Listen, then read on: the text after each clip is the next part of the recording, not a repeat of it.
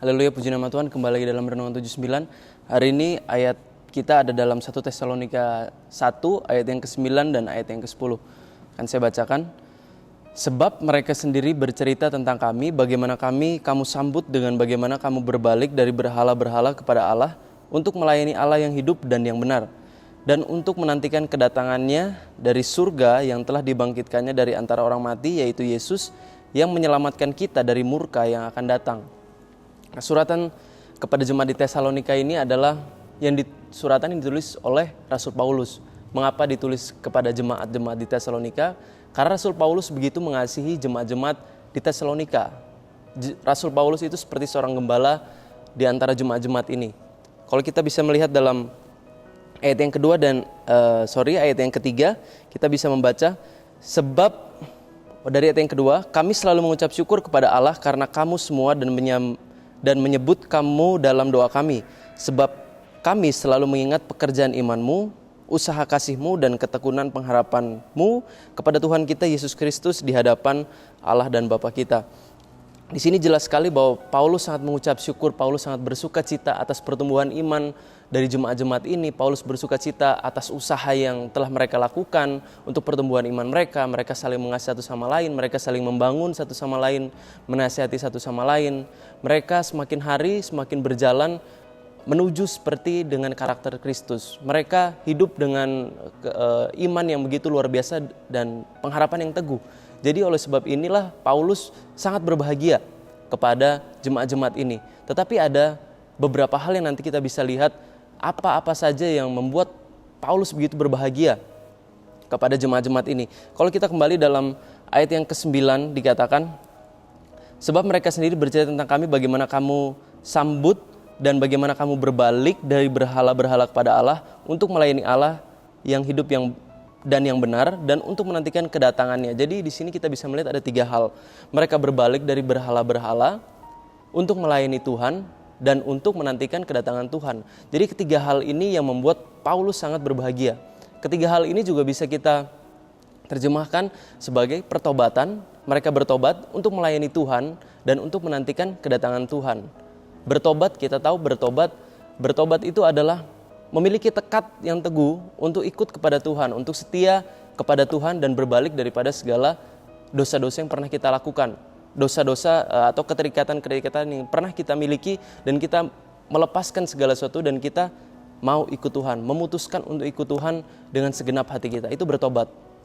Lalu mereka juga tadi dikatakan untuk melayani Tuhan. Mereka bertobat untuk melayani Tuhan. Melayani Tuhan itu bisa kita melayani dalam gereja, tetapi maksud Tuhan melayani Tuhan dan maksud Paulus melayani Tuhan itu lebih kepada pengenalan akan Tuhan. Bagaimana kita mengerti dan melakukan kehendak-kehendak Tuhan. Bagaimana kita melakukan segala sesuatu itu dengan ketulusan, mengejar Tuhan, mengejar hadirat Tuhan, membaca Alkitab, berdoa, menyediakan waktu untuk Tuhan, itu melayani Tuhan. Dan intinya melayani Tuhan itu adalah mengejar hadirat Tuhan, mengerti firman Tuhan dan melakukan kehendak Tuhan. Itu melayani Tuhan. Lalu di sini dituliskan mereka juga menantikan kedatangan anaknya. Menantikan kedatangan anaknya itu berbicara tentang iman dan pengharapan.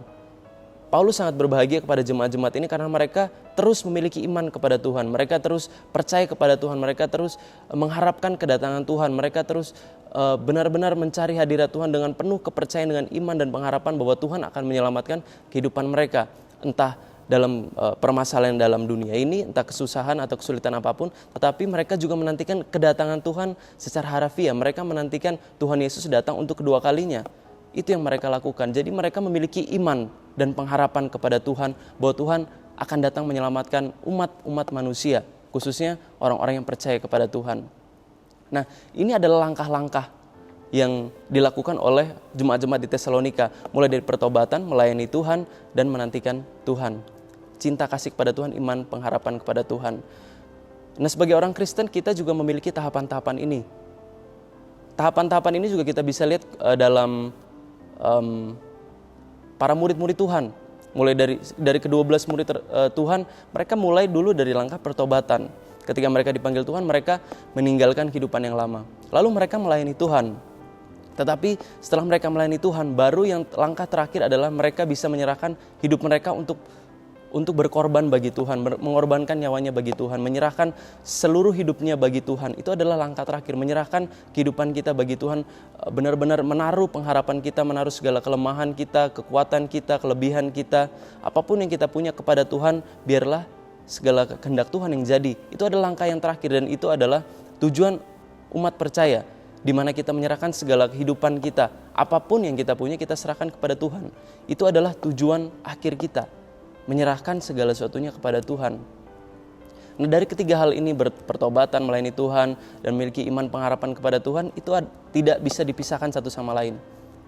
Jika kita bertobat tetapi kita tidak melayani Tuhan, kita tidak melanjutkan langkah pertobatan kita ke selanjutnya, yaitu dengan kita mencari Tuhan, dengan kita mencoba mengenal Tuhan lebih dalam, dengan kita membaca Alkitab. Jika kita tidak melakukan semua itu, maka langkah pertobatan kita belum sempurna di hadapan Tuhan. Jadi pertobatan harus dilanjutkan dengan kita mengenal Tuhan lebih dalam. Kita mencari karakter Tuhan lebih dalam. Kita mencoba belajar untuk menjadi sama seperti Kristus.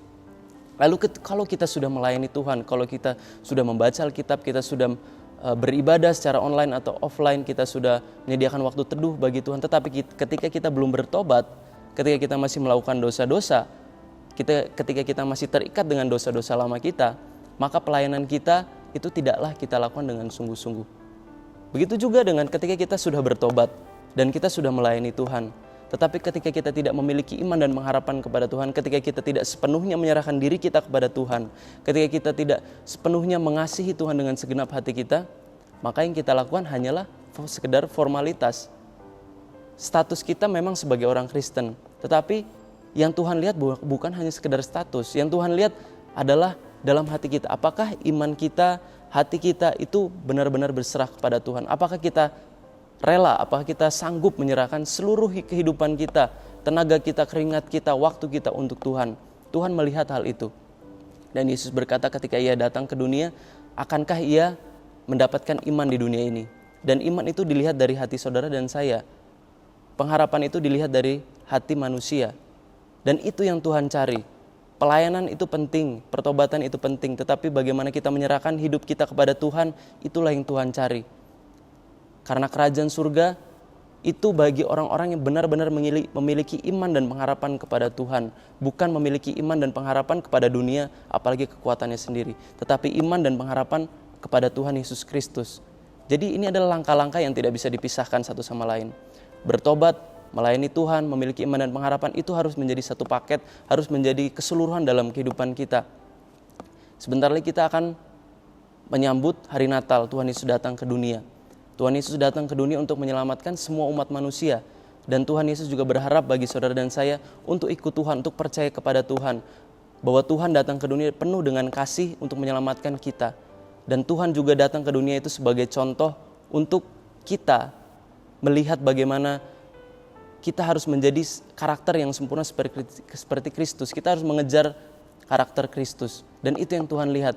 Dan bagaimana kita percaya dalam dunia ini itu menentukan apa yang kita dapat di kerajaan surga nanti. Apa kita dapat menerima kerajaan surga atau tidak, itu ditentukan bagaimana iman dan pengharapan kita kepada Tuhan.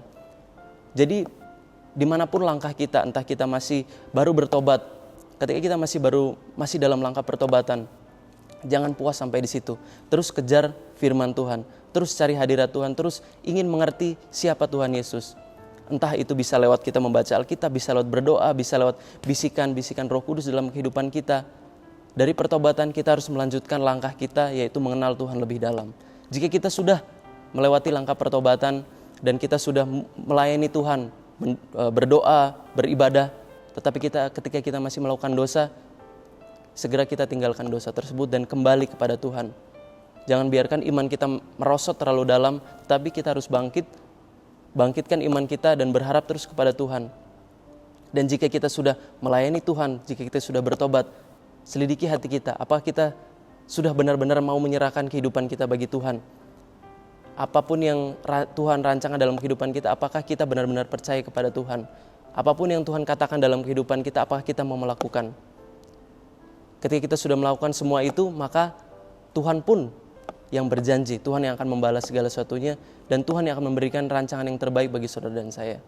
Puji nama Tuhan, kita akan berdoa, biarlah Tuhan yang menguatkan hati kita untuk terus ikut kepada Tuhan, dan biarkan Tuhan yang terus menguatkan kita dalam setiap perjalanan iman kita sebagai orang Kristen. Terima kasih Tuhan, terpujilah nama-Mu. Kami tahu Engkau adalah Tuhan yang Maha Kuasa, Engkau Tuhan yang akan menuntun kehidupan kami. Kami berdoa supaya Engkau melindungi kami daripada kuasa kegelapan. Kami berdoa supaya Engkau melindungi kami dari godaan-godaan yang ingin mencoba menjatuhkan iman kami. Kuatkan kami dalam perjalanan iman kami supaya kami suatu saat dapat menjadi sempurna seperti Engkau. Dalam nama Tuhan Yesus Kristus, haleluya, amin.